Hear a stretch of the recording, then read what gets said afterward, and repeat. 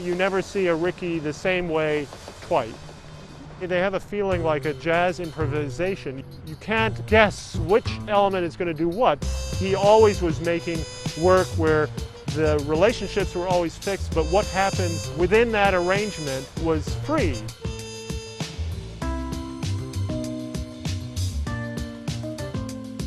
My name is Philip Rickey. I'm the son of George Rickey, kinetic sculptor. He's son of an engineer, grandson of a clockmaker, and worked at the Singer sewing machine factory in Scotland where he grew up. He had an innate understanding of mechanical things.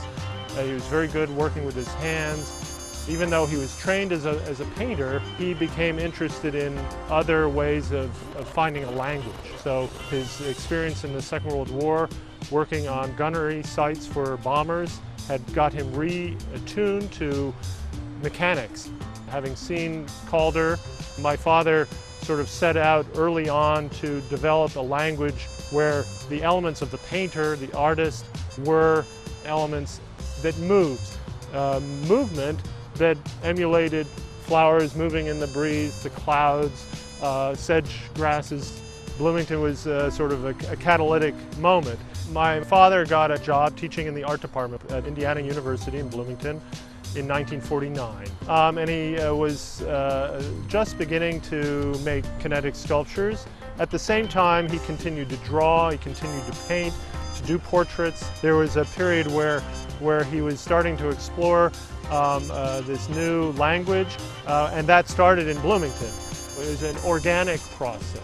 Early on, he made a decision that he wanted to make movement his language, which was about elements moving in relation to one another and in relation to the site, or whether it's indoors or outdoors, and reflecting the color, the light, the clouds in the surface that he made. Now, when it comes to large work or the work downtown, those are all done in a series of both drawings. Things are laid out very carefully in terms of the size of different elements, the measurements between elements and between the vertical sort of the post, what holds it up, what's revolving. All of that has to be designed ahead of time.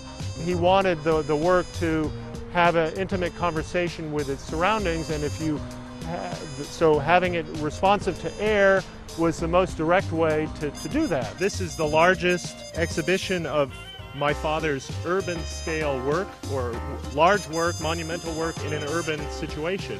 I thank everybody for this opportunity to bring my dad's work to Indianapolis.